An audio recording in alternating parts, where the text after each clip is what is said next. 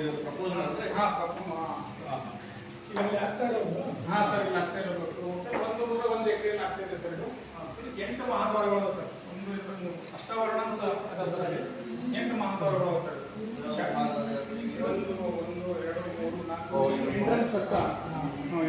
Entrance sir 8 ಮಹಾದ್ವಾರಗಳು ಅದ ರೀ. ಇದು ಶಟಸ್ಥಲ ಅಂತ 6 ಫ್ಲೋರಿನ ಬಿಲ್ಡಿಂಗ್ ಅದ ಸರ್. ಇದು 6ನೇ ಫ್ಲೋರಿಗೆ ಇಷ್ಟಲಿಂಗ ಬರ್ತದೆ ಸರ್. ಒಂದು ಧ್ಯಾನ ಕೇಂದ್ರ, ಒಂದು ಮೆಡಿಟೇಷನ್ ಹಾಲ್ ಸರ್, ಒಂದು ಗ್ರಂಥಾಲಯ, ಒಂದು 7D theatre sir.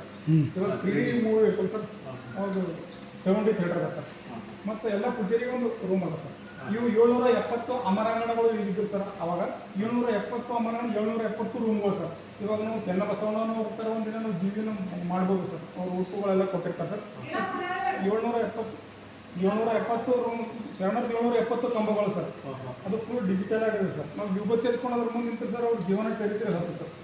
At a time 770 ಜೀವನ ಚರಿತ್ರೆ ಕೇಳ್ಬೋದು ಸರ್. ನಾವು ಅವಾಗೇನು ಗೈಡ್ ಹಾಕಲ್ಲ, ಯಾಕೆ ಮಾಹಿತಿ ಕೊಡೋಂಗಿಲ್ಲ ಸರ್. ಪಾಟೀಲ್ ಚೇರ್ಮನ್ MLA ಇಲ್ಲ ಸರ್, ಇವರು ಅಧ್ಯಕ್ಷತೆ ಇಲ್ಲ ಸರ್. ಇಲ್ಲ ಸರ್, ಇವಾಗ BJP ಗೌರ್ಮೆಂಟ್ 612 ಕೋಟಿಗೆ ಅವರೇ ಅಧ್ಯಕ್ಷರು. ಹಾಂ, ಅದು ಬ್ಲೂ ಏನು ಕಾಣ್ತಾ ಇಲ್ಲ ಸರ್. ಹಾಂ ಸರ್, ಬಿಜೆಪಿ ಅಧ್ಯಕ್ಷರು MP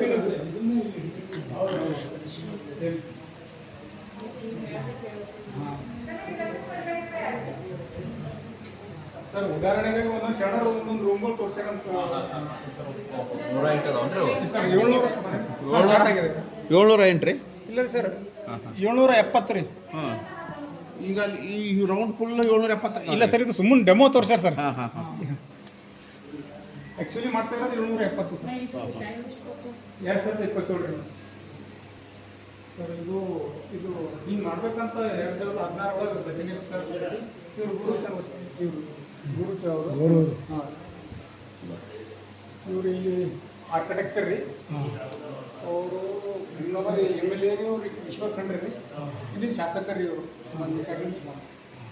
ಅದೊಂದು ಸಮಿತಿ ರಚನೆ ಮಾಡಿ ಅವಾಗ ಇದು ರಚನೆ. ಆನಂತರ ಜಗ ನೋಡೋಕೆ ಬಂದು ಸರ್. ಇದು ತಹಸೀಲ್ದಾರ್ ರೀ, ಇವ್ರಿ AC ರೀ ಸರ್. ಜಗ ನೋಡೋಕೆ ಬಂದು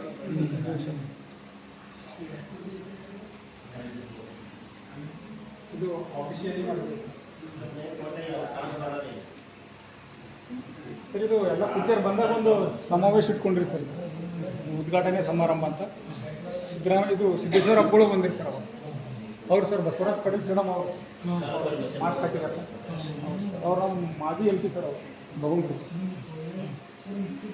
ಲಾಸ್ಟ್ ಈ ಥರ ಆಕ್ಷನ್ ಸರ್. 21ನೇ ಶತಮಾನದ ಯೋಜಿತ ನೂತನ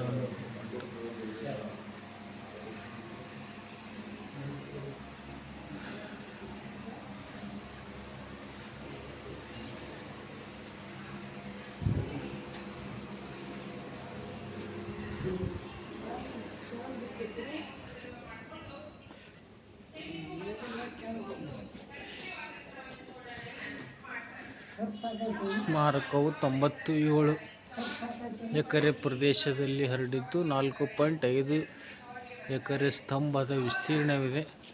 ಕಟ್ಟಡದ ಒಟ್ಟು ಎತ್ತರ 59 ಮೀಟರ್, ಅಗಲ 275 ಮೀಟರ್. ಕಟ್ಟವು ಅಷ್ಟಾವರಣವನ್ನು ಬಿಂಬಿಸುವ 8 ಮುಖ್ಯ ದ್ವಾರಗಳನ್ನು ಹೊಂದಿದೆ. ಕಟ್ಟಡದ ಮುಂಭಾಗದ ಎತ್ತರ ಇಷ್ಟಲಿಂಗ ಪೂಜಾ ಮುದ್ರೆಯನ್ನು ಬಿಂಬಿಸುವ ಮತ್ತು ಶಟಸ್ಥಲವನ್ನು ಪ್ರತಿಬಿಂಬಿಸುವ 6 ಮಹಡಿಗಳನ್ನು ಹೊಂದಿದೆ. ಕಟ್ಟಡದ ಹೊರಭಾಗ 12ನೇ ಶತಮಾನದ ಕಲ್ಯಾಣ ಚಾಲುಕ್ಯ ಶೈಲಿಯದ್ದಾಗಿದೆ. ಕಟ್ಟಡದ ಒಳಭಾಗ ವಿಜ್ಞಾನ ವಸ್ತು ಸಂಗ್ರಹಾಲಯ, ಸೇವಂಡಿ ಥಿಯೇಟರ್ಗಳು, ಕೌಶಲ್ಯ ವಸ್ತು ಸಂಗ್ರಹಾಲಯ, ಆಡಿಯೋ ದೃಶ್ಯ ಕೊಠಡಿಗಳು, ಕಾಯಕ ಗ್ರಾಮ, ರೋಬೋಟಿಕ್ಸ್, ಧ್ಯಾನ ಕೇಂದ್ರ, ಟೈಮ್ ಥಿಯೇಟರ್, ಜಲಪಾತಗಳನ್ನು ಹೊಂದಿದೆ. ಒಟ್ಟು 101 ಎಕರೆ ಭೂಮಿಯನ್ನು ಸ್ವಾಧೀನಪಡಿಸಿಕೊಳ್ಳಲಾಗಿದೆ. ಹಂತ 1ರಲ್ಲಿ ಅನುಭವ ಮಂಟಪ ಕಟ್ಟಡವನ್ನು 612 ಕೋಟಿ ವೆಚ್ಚದಲ್ಲಿ ನಿರ್ಮಿಸಲಾಗುವುದು.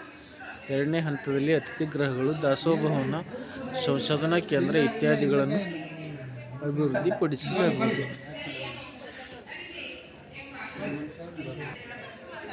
ನೂತನ ಅನುಭವ ಮಂಟಪ ಮಾದರಿ ಕೋಣೆ